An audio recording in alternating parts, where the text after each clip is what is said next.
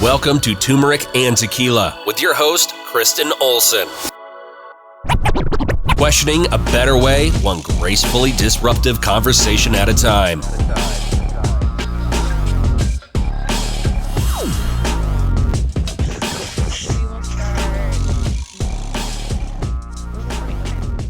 Welcome to Turmeric and Tequila. I'm excited today. As you know, we say this every cast because it is the truth. We are welcoming the founders of Element 26. You know, I love having my entrepreneurs, business owners on here to tell their journey. I came across these guys in CrossFit. As you know, I've had a plethora of experience in the marketing and branding world. We worked with Reebok, specifically in CrossFit for a while, and then Championed by C9, and then Barbells for Boobs. We've been around the gamut. So I'm excited when I see companies rising through CrossFit that really not only have their product and business situation dialed in, but their mission and their why. So we're going to unpack all that. But without further ado, I want to welcome the two founders to the mic. You know how I am with names, but Phil Gauthier, that's the somewhat Gauthier. French version. Yeah, Gauthier. There you go. I'll let them do it correctly. And then Jason Franciosa, close enough. Franciosa. I knew we said it 3 times before we got on the mic, but if you listen to this cast, you know what's up.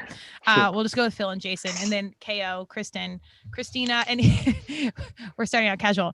But I'm gonna let them unpack what they do. But Jason, like I said, is a co-founder. He's got a plethora of military experience, and he's been around the world. I'm gonna let him tell his bio.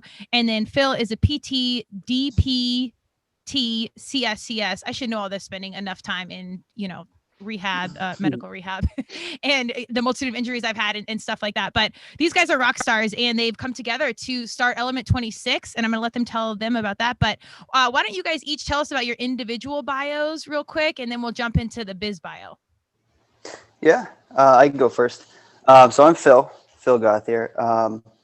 So I have a big athletic background. So I grew up playing sports my whole life, really basketball, baseball, pretty much anything. And then, so I had a passion for movement. I had a passion for athletics, had a couple of strength conditioning internships along the way.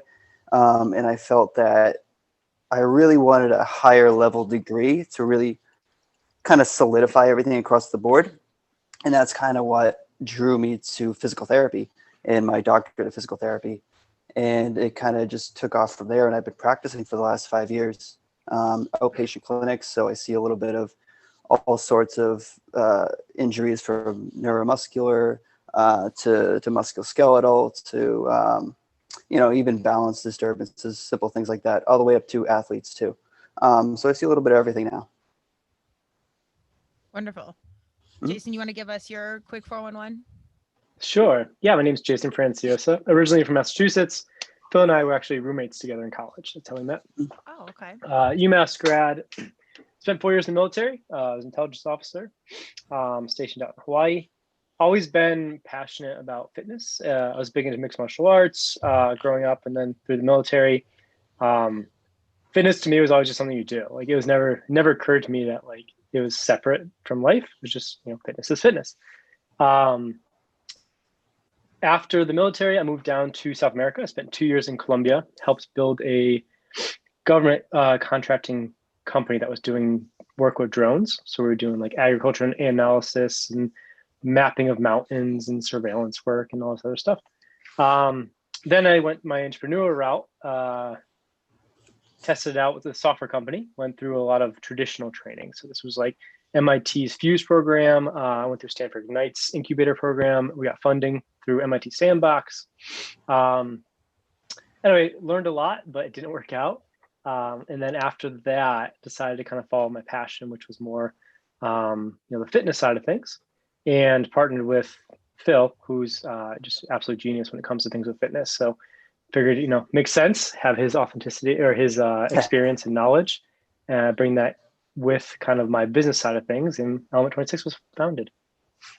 I love it. I want to unpack that journey a little bit, but I would just want to read Element 26 is about us. And this is where I was hooked. It's simple but straightforward.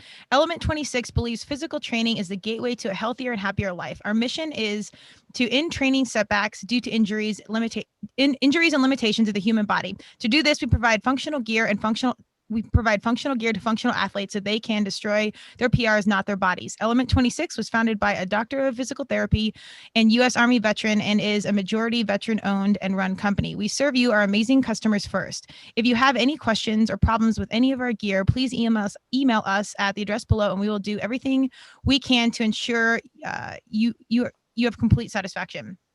I'm not the greatest reader in the world. This is why we're strong. But this is, again, I've run the gamut with, working with the majors like Reebok, and these are not name drops because the smaller startups are always my favorite. Usually there's just budget limitations when it comes to working with consultants like myself. But it's really hard to break into these fitness spaces, and the customer service element in any entrepreneurial situation is absolutely key factor. And I think it's something that in the olden days, as I, have come to be 40 years old at this point, I think I can say olden days ish, things, there's this very stereotypical traditional way of doing things. And now in 2021, thank God, there's a different expectation and you have to be very accessible. So my initial contact point with these guys was, and we're going to talk about this more too, ordering the grips. My dad's a longtime athlete. And he's like, you got to try these. I tried them. Unbelievable. And I did some cleaner or something on it and my grip right out. And the second I emailed him, I got a quick response from one of the owners and I'm like, this is cool. And then I started digging the story. I'm like, these dudes are awesome. I love what they're doing. And I've seen enough to know when I see a good thing. And I have confidence in saying that because I really have run the gamut and I've failed myself as an entrepreneur. I've done great things. We've done a lot. So we've got a good grounding base of what I think is really a good company on the right path and what isn't. So I'm pumped to unpack this further, but when you guys are coming together, and I love this life skills through sports, when obviously the military training or, being an athlete yourself. And Phil, I know you said you're getting further into competitive lifting now. You can bring all these athletic skills to the business world. To me, it's all the same. That's why I love youth in sports, and they start to learn teamwork and commitment and honor and, really important stuff. As you put together Element 26 and you guys came back together, why get into like the CrossFit world and why build out, grips in these specific things? It sounds like you could have done anything. Why this kind of modality, training tools, company in general? Yeah. So I'm going to be completely transparent. We didn't start off as a CrossFit focused brand. Okay. So both of us were more general lifters. And to be completely honest, when I was in the military, I hated CrossFit because I had a lot of soldiers that did it and they did it wrong and they break themselves. And as someone who had to have his soldiers ready for training events and preparing for battle and everything else, like having injuries was the biggest frustration because they're on profile. They can't do a lot of this stuff. We're having to scale things back. And like this CrossFit thing is really terrible. So I had a bad vibe from the beginning. But what happened was we decided to go with the fitness route. And the first thing that we did was figure out what product we're going to launch. Like what can we provide that's unique to the marketplace? So we looked at a lot of stuff on the market at the time. And, we didn't really know much about a lot of the other brands. It was just kind of like, and Phil and I worked on this, but like, what is the ideal weightlifting belt that we would want? Like, what would it look like?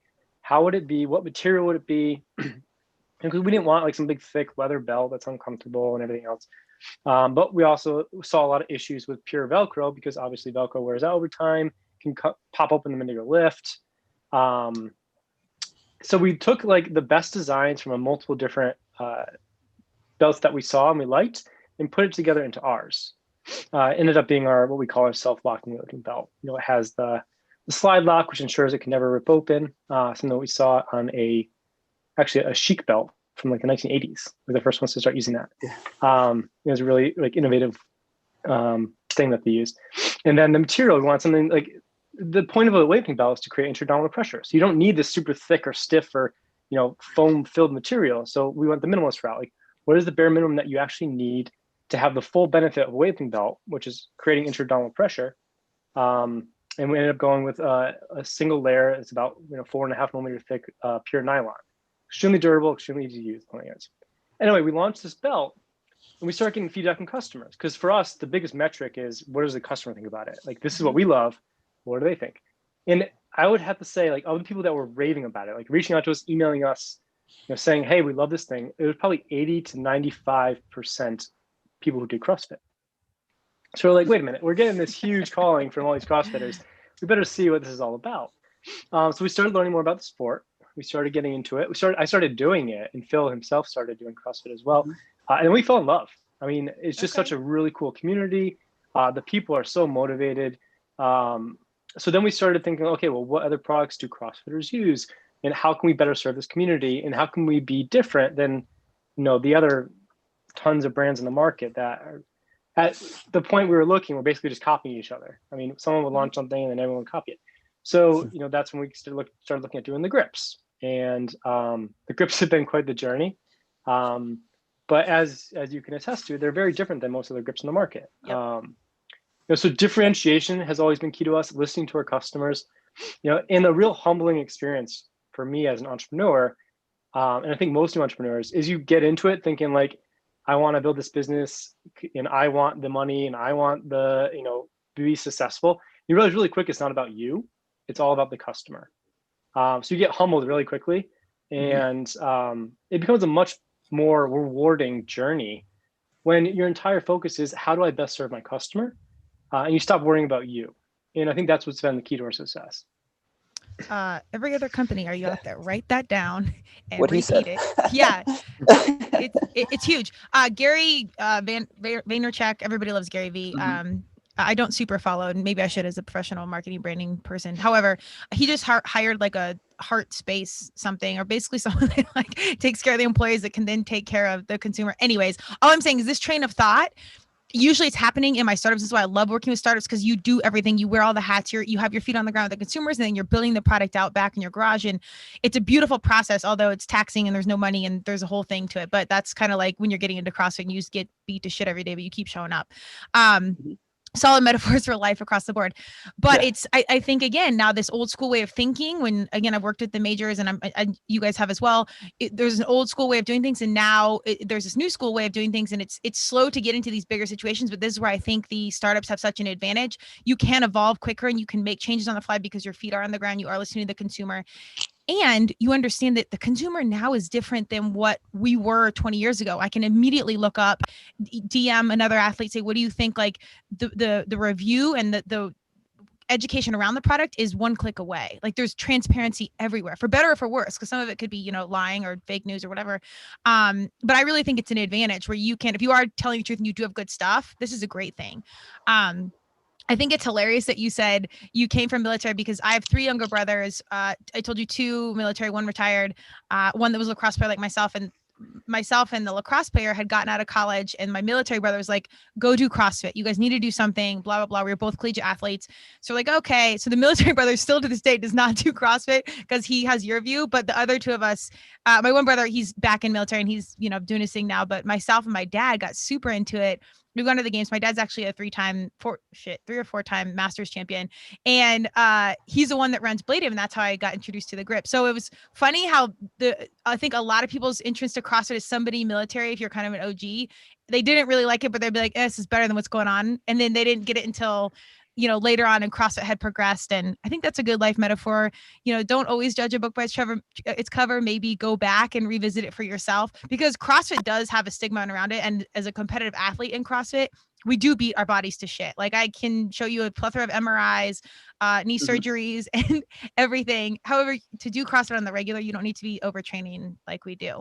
And that's part of the reason why I didn't want to do it personally, is just there was so much stigma around the injury risk. And, I was coming to PT. I was like, I'm going to take more of a path that has more of like a systemic plan to it. So it was like, I'm just going to stick to powerlifting. Like I can write out this plan and control all the variables here versus like, you can do that with CrossFit. Like the elite level athletes, they're going to play at everything to the T. But there still is a variable of randomization here and there, especially when it comes to traditional CrossFit and a lot of the CrossFit boxes. You're going to have that randomization, that variability, and you can't really control it as much. So for me, and I'm someone who loves routine. I love control. That kind of scared me away from it for a bit until Jason and I launched Element 26. So we really got into the nitty gritty. And I took it up just because I could connect more to the customers and the people that are actually in the field. So it's been awesome. And now I have a coach that programs everything for me, and it's a little bit of everything. It's a little bit CrossFit, a little bit of lifting. So, yeah, I just registered for the Open actually yesterday, so I'm Hey. excited for that.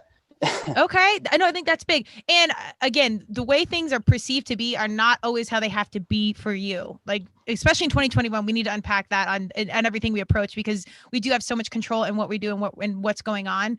But you got to remain, open-minded to things, because it could be really great. And I will say this about the business side: CrossFit's a marketer's dream, because everybody has money. They're super influenceable in all the best ways. And my company actually helps, because I've been in it as an athlete forever, and then on the business side forever.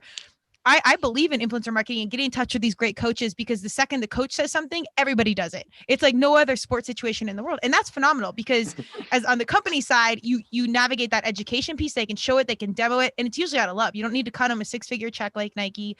And it's real. And they're eat, sleep, and breathing every day. And so they'll actually use it. My dad, you guys should probably send him a digital high five, because he brought him in, and we don't really, we've been around the block. Yeah, there you go. I don't like when I go in now just for health, and like, I don't really put on the belt anymore, the lifting shoes. I probably should, now that I'm getting back into it, but I took away all the shit. Like CrossFitters, there's the shoes and the outfit and the socks and like you have all the crap you need. And I'm here for it ish. However, when he brought out the grips and shoulder, I'll probably have shoulder surgery at some point, but the way it unloaded my shoulder and I could, use less grip, it was pretty remarkable how much it did save my body. I don't buy into a lot of the gimmicks and things, and most CrossFitters do, and that's just how we are.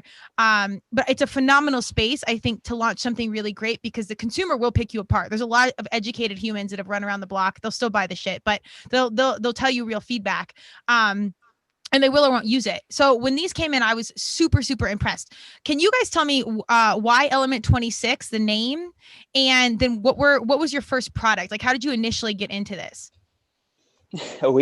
Jason and I were on the phone, I think it was like for 3 hours one day. Literally the first day, Jason's like, hey, I want to start this business. And we were literally on the phone for 3 hours, just going back and forth the names. And eventually, well, we wanted to find something that was kind of like down the science path, something that spoke to, it was a little bit intelligence, but it also meant like hardcore mentality training, kind of that vibe. And we settled on the periodic table, and we started bouncing around different elements, or like element, whatever gold is, or silver. And like, that just doesn't sound as cool. And then, I thought, what about iron, like pumping iron, like Arnold Schwarzenegger or whatnot. And then we sat on that for a little bit. I mean, Jason could tell a story from his perspective too. That's kind of what I remember. But then we settled on Element 26 iron, because it definitely symbolizes our population, people that putting in the work. And iron is not always going to be the pretty element there. You have the gold, you have the silver, the copper, whatever else, and then you have the iron, the hard work in the trenches element. Yeah, just to put it in context, just so in case people didn't make the connection. So the 26 element in the periodic table is iron. So that's where the name comes from. And the fundamental reason behind it was iron itself is the core of pretty much any weightlifting program, whether you're doing CrossFit or whatever. I mean, iron is the weights. So it's kind of just taking things back to the fundamentals, what is truly important, and then focusing on that. So that's kind of where the name came from. And as I led to in my previous part of the conversation, the weightlifting belt was our first product. Oh, okay. Yeah, so that's kind of where that went. With that said, so one thing that's really interesting about this space, or launching physical products to this CrossFitters, is they abuse things. Like CrossFitters will not hold back on anything. So if it's not a really well built product, really, really strong, like we reinforce everything. Like all of our stitching is like double, triple reinforced. We go, everything has to be like metal, no plastic. Like we go way out of our way to make sure that these are the most durable products that we can possibly do. Because if they're not, like we will get 10 emails a day saying, I broke this, or I ripped this, or, I tried pulling my truck with this belt and it didn't hold up. What's wrong? I'm like, yeah, it's a weightlifting belt. It's not a tow hitch. Yeah. We get some crazy emails. Yeah. No, man. I mean, that is, some of the research and design that I've seen, it is that crazy. They're like, oh, I ran over it. And you're like, well, it's, I can't build something accordingly. But I will say companies, the consumer does keep them on the trend setting tip and continuing to improve, because that is how it is. Like if you ever climbed ropes, we used to do the sticky gloves. We bought batting gloves one time and wet them to climb up the ropes. And we did all the tricks in the trade. And for me as an athlete, CrossFit, if you're in the competitive space, you know it's a game of efficiency. So anytime you can unload in any space, and it's not cut corners, it's not, load off, but it's like really game it, which this is what I'm like a kind of balls to the wall athlete, go hard, get to the goal, do this. I don't really love the strategy of things. I'd rather just show up, compete, and do my thing. I don't love like the chess pieces, but respect for the game. You have to know like when to rest on a thruster with this and that. The grip piece for me, I think I really did. And Phil, you could probably unpack this further. I have really tight fascia in my forearms. So grip for me, there was one region, it was like 50 pull-ups, which is no problem for me. And then I think it was like 135 ground to overhead. No problem. My forearms blew up so bad I couldn't pick up the bar. And 135 back in the day, even now, it's not that big a deal. Yeah. But I literally couldn't pick it up. So when you can save on your grip, people will be like, why are you so excited about these grips? I'm like, you don't understand. It changes the way you can work out and perform. Would I say I would use this in training wise for every single grip thing? No, because I think you just still need to train your grip, raw and whatever. And I don't know if have you guys had any kickback from CrossFit HQ as far as them being legal or anything like that? Nope. The only rule is you can't have like a bump or a hook or anything like that. And they're not. I mean, it's just, sure. It's just a single sheet of, what we call the isoprene polymer. So. Okay. Yeah, we've had athletes use it at bigger competitions too. Well, before COVID, Wadapalooza, we had a couple athletes using it, using the grips on the bars. So, and that was a great experience, especially down there because we got to see the grips on the bigger platform. And hopefully this year we're going to see them a lot more across the board. Well, that's where my dad saw them. And again, we've been in this so long. We used to get all the free Reebok crap. We would never buy anything because we just had all this stuff. And it was getting gimmicky. And just like you said, a lot of it really wasn't well built. So when I tried that, I'm like, I'm actually impressed with this. And not that I'm the end all be all, but I'm like, we've really run some laps around. Like, this is good stuff. And it was great grip. But with the shoulder injury, anyone that's out there that is kind of looking for a way to continue to doing what you're doing, but maybe unload a little bit of the pressure on certain parts of your body or what have you, these grips are a game changer for me. Literally the way you can like let go on the grip a little bit and then it doesn't impact your shoulders if you're doing kipping. And any person in military will probably, shuns their head at the kip, which I'm here for that as well. But it really does unload. Do you guys target like specifically older athletes or younger athletes? Like, is there anything within that, maybe like aging athletes, or is this just like, this is good for everybody? Yeah, I mean, well, so you're focusing specifically on the grips. With the grips, we've seen raving fans across the board. But what's cool, and what you keep talking about earlier with how amazing CrossFitters are to be able to serve as a business, is like one person has an experience like that.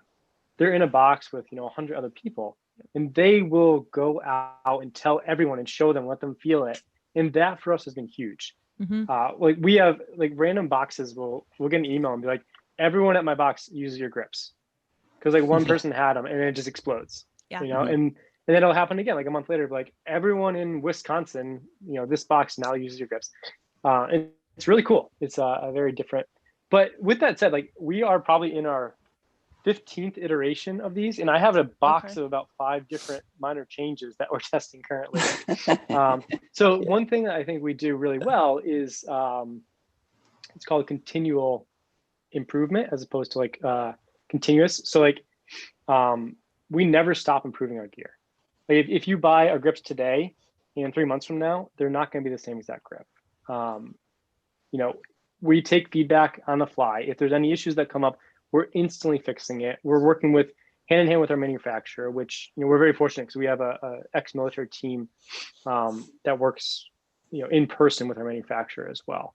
So very good communication with them, and we're constantly just improving and improving and improving. So just like we are with our workouts, we are with our Jason's point, we'll also give these testing grips to people like athletes that have had issues with them in the past.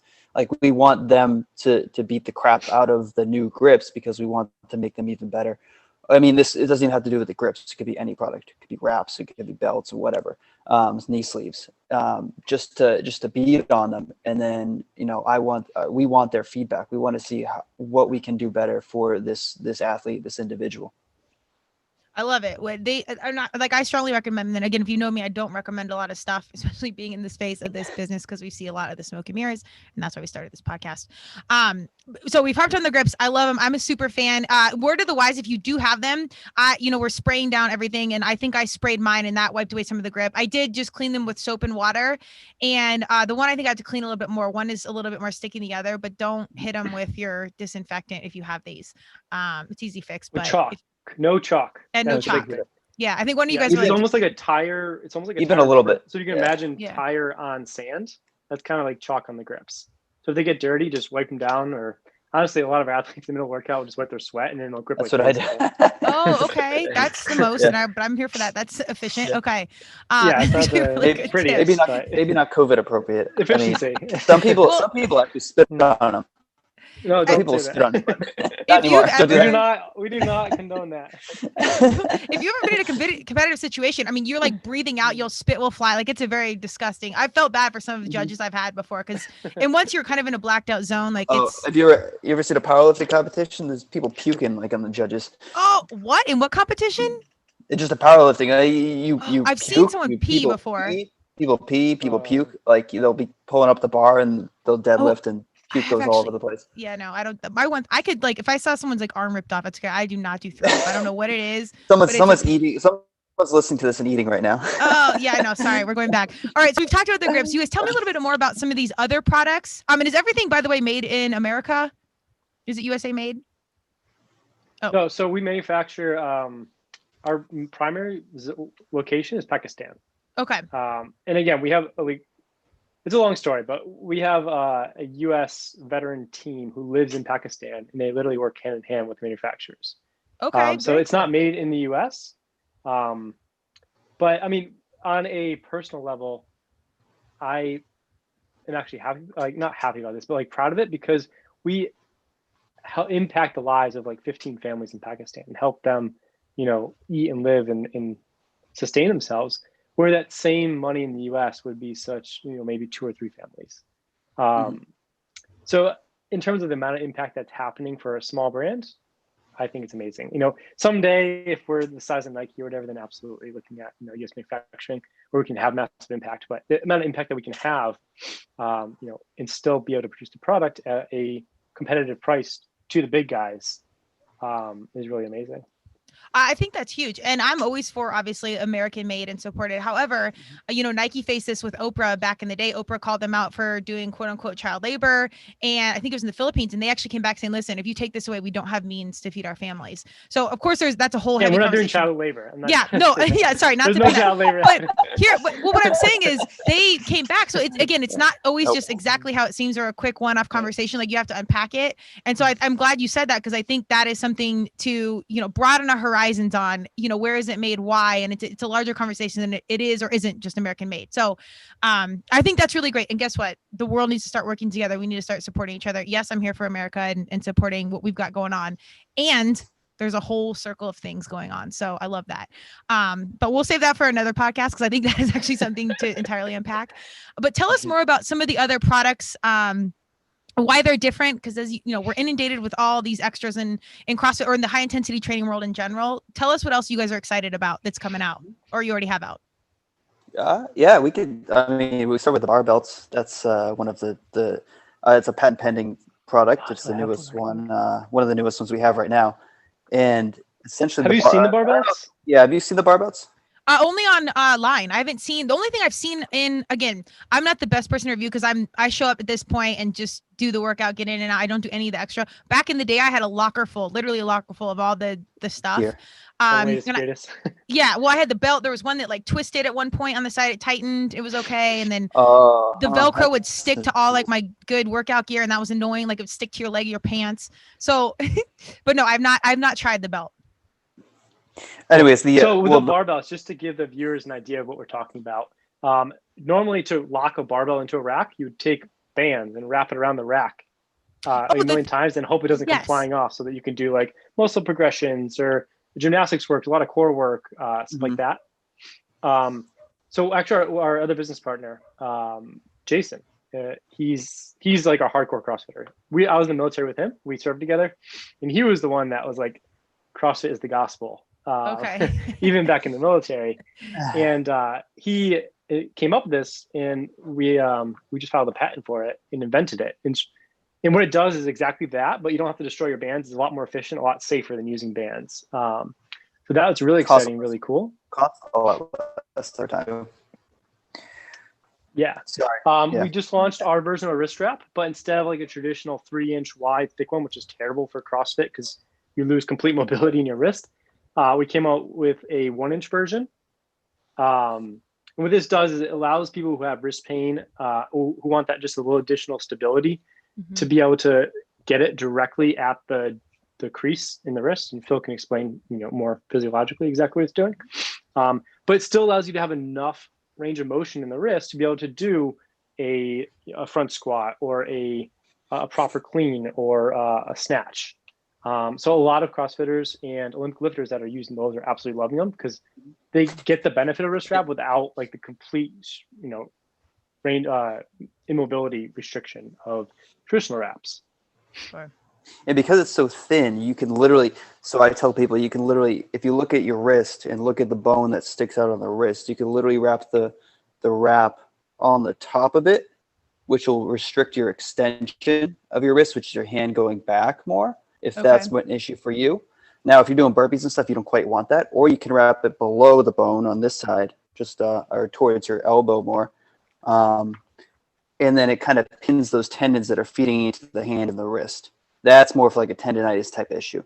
Okay. So we really get, I even write emails. I've written over hundreds of emails on all this, but in terms of the wrist, we have emails after like someone purchases the wrap on our website that talks about how you can wrap it differently and what it's actually doing for you in terms of stability or eliminating pain or minimizing pain, I should say. I love it. And that's, again, the CrossFit, it's so funny. And I keep saying CrossFit, but high intensity training in general. And, CrossFit really helped weightlifting, have a resurgence and people get more into just the traditional Oli lifting. We actually did a bunch of Oli lifting for a while.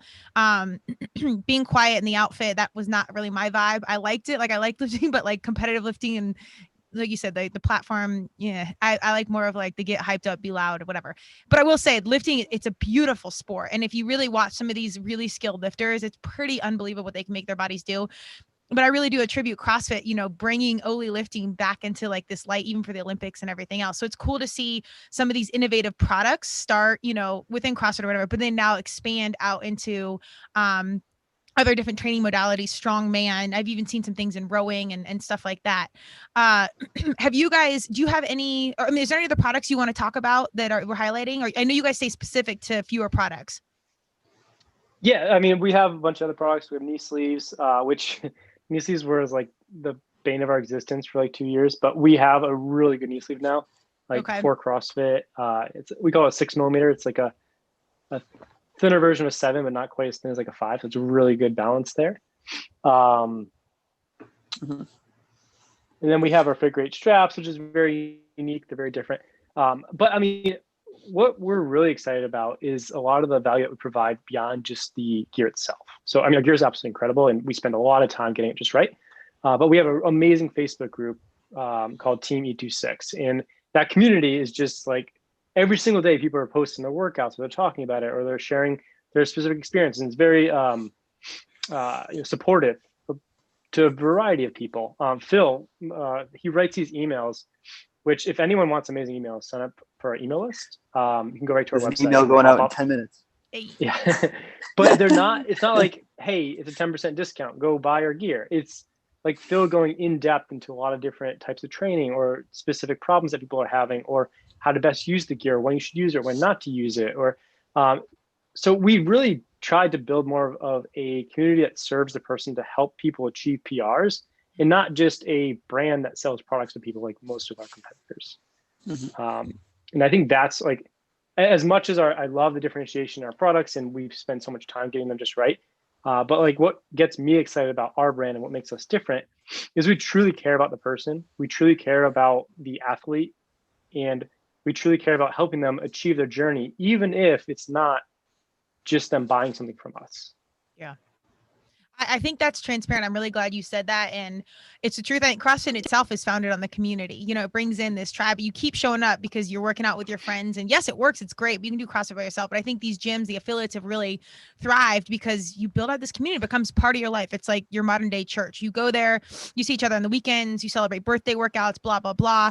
And I think it's very applicable in the business world of like you build out your tribe and people love you, you love them back. And it's this very new age, unfortunately, reciprocal situation that's wonderful. And we obviously on a cheesy metaphorical level, we need this in 2021. Like, let's get a tribe of humans that loves each other. About out carrying the competition.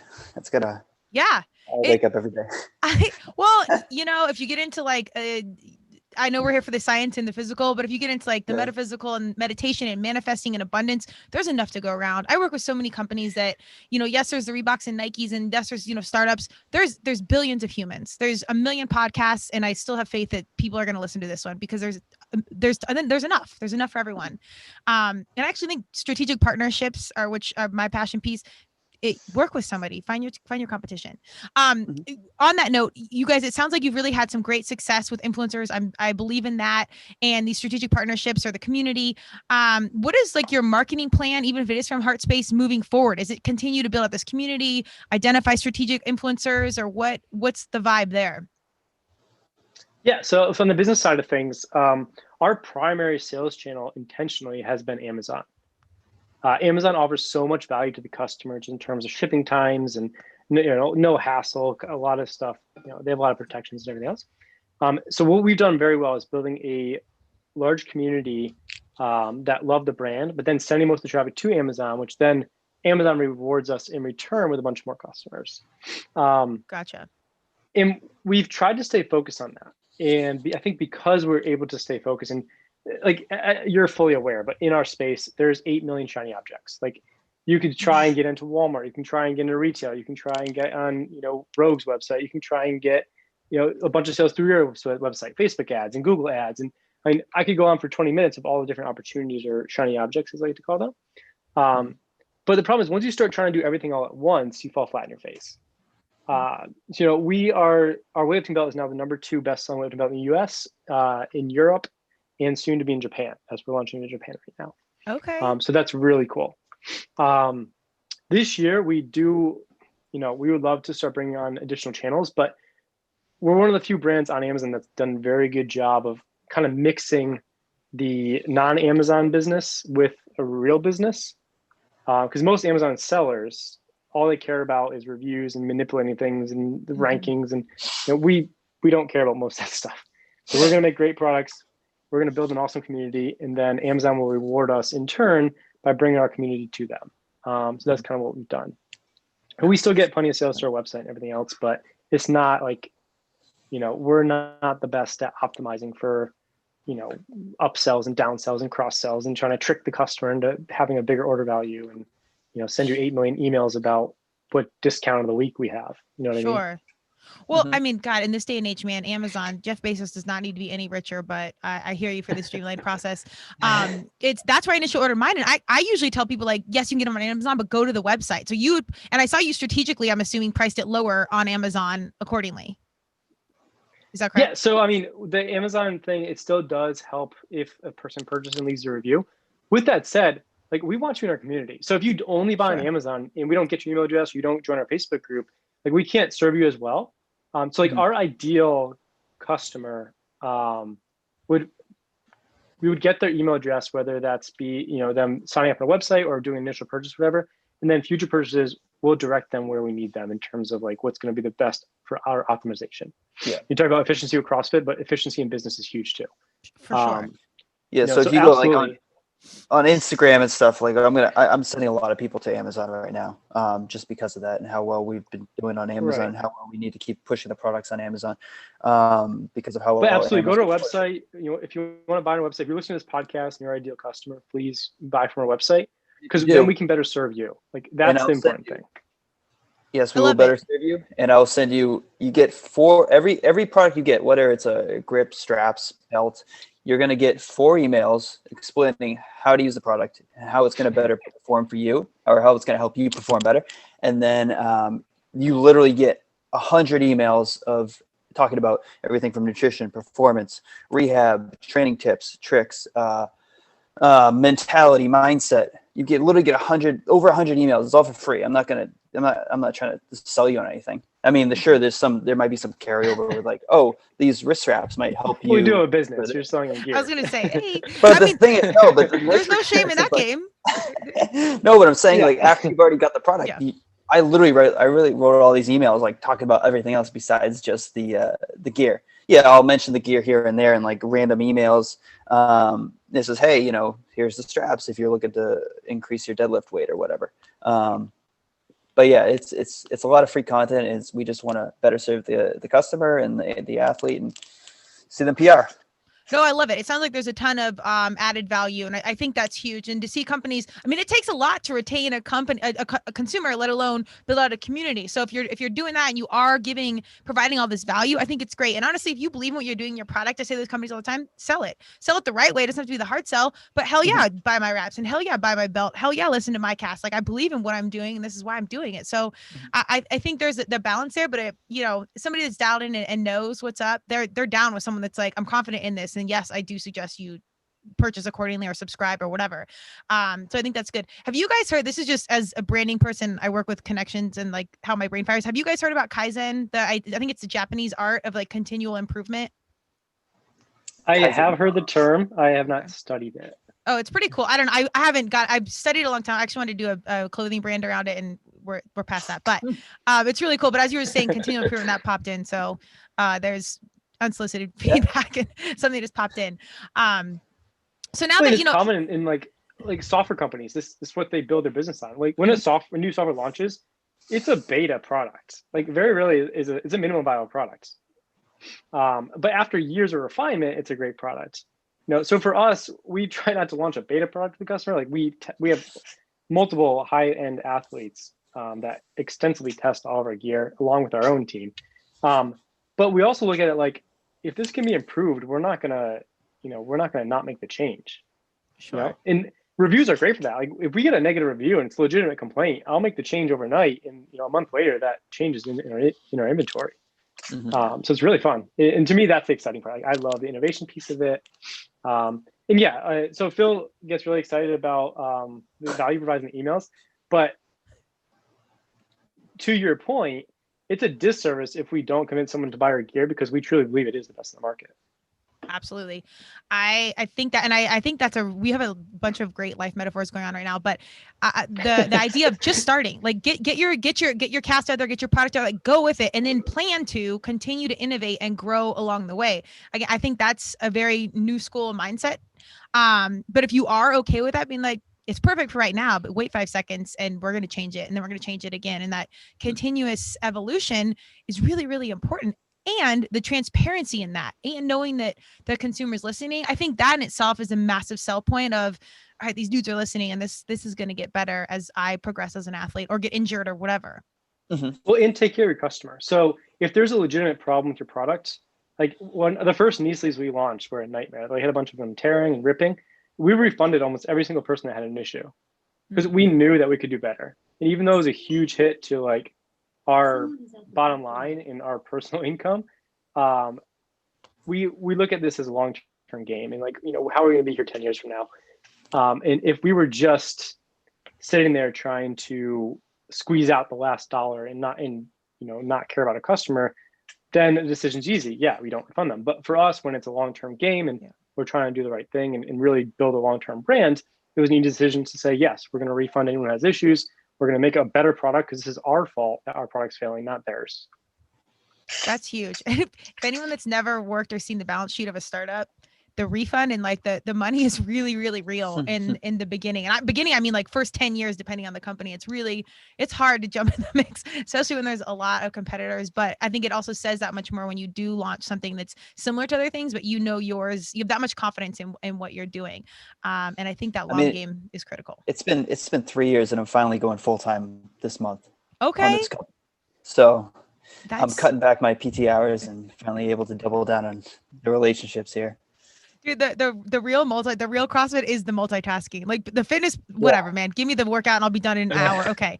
It's all the other shit you're trying to juggle on the side. That's the real life CrossFit. Yeah. Seriously. I love it. All right. Well, I don't want to take too much of your guys' time. I'd love to know anything like personally or professionally that you guys want to put out there, share with everyone, put into the universe that's either coming out, things to look for, things you're excited about, any of the above. We have a lot in the works right now. So if you want to see some of the incredible stuff that we're coming out with, because we spend a lot of time developing this stuff, sign for our email list. We've hit on that a few times, but go to our website, little pop-up comes up, put your email in.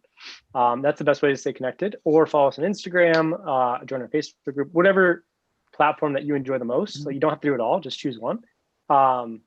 We really appreciate the community. We really appreciate CrossFit as a sport. And then what it comes down to is the people in it. And that's what makes it worth it all.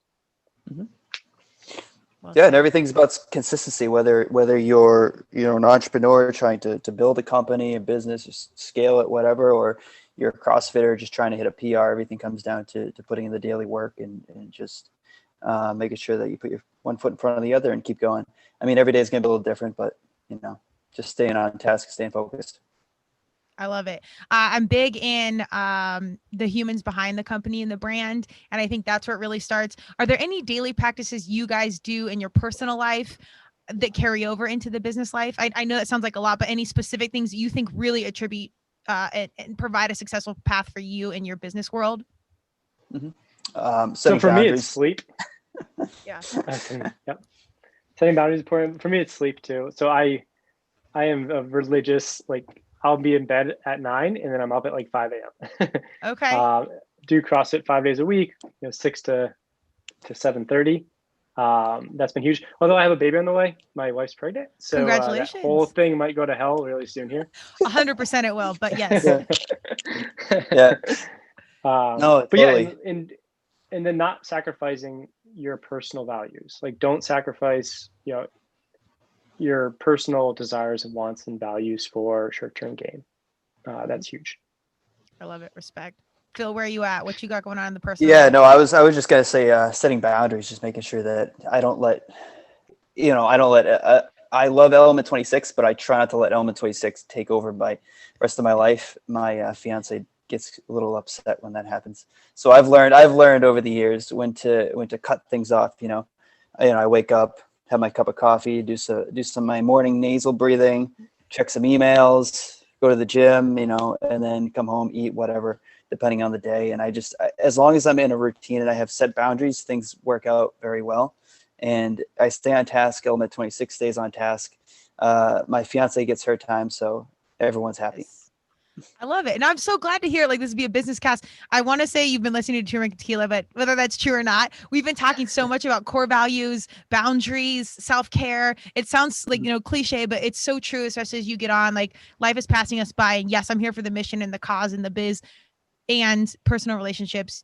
What you're doing with yourself and your everyday health and, gratitude and all the things. So I'm really glad to hear it. I'm pumped for you guys. I can't wait to see how this grows, what you're doing. I love the innovative piece. I love the heart space. Perhaps we touch base in a year and we kind of see what's different. Where do we find you guys? I know you said emails, but do you want to drop your IG tags and everything else? Yeah, you can find us at element26.co. That's the IG tag, element26.co. And then you can find us at our Facebook group. Team E26, Less Ego, More Iron is the name of the Facebook group. That's a little bit more deeper connection. Everyone's a player in that group. So we welcome everyone, whether you're just a beginner or whether you've been in the game for, Sam Quant's in the group. So, whether you're a lead athlete or someone who's just starting. So it's a great community. I love it. Yeah, and our website is element26.co. And our website. We're trying to get the .com, but the current owner is very adamant about it. I know they scooped up a lot of them. It's it's a whole podcast in itself, but I love it. I'm so pumped. I literally hit you up on LinkedIn. I think I already followed on IG, but the Facebook groups, you got full KO stock mode last night. I'm not outside in the bushes. Don't worry about that. But I didn't know about the Facebook group until yesterday. So I'm glad we're talking about that. I do think that's a massive situation. And again, a ton of value for the consumer audience, fans, what have you. So yeah, for sure. Well, thank you guys. I appreciate your time and energy. I wish you all the best. Like I said, let's check in. And anything else we can do, I'll be sure to write a review of my genuine support for Amazon. But if there's anything else that TNT can do to support you, I'm very big on supporting podcasts and entrepreneurs and startups and everything like that. I think it's really critical. So if there's anything we can do to support your cause and what you got going on, holler at us. Awesome. Well, thank you very much for having us. Yes, absolutely. See you in a year. Let's keep in touch and we'll chat soon. Thanks, you guys. Later. Thank you for joining Turmeric and Tequila with your host, Kristen Olson. Tune in next time, and don't forget to subscribe on Apple, Google Podcasts, Spotify, or wherever you listen.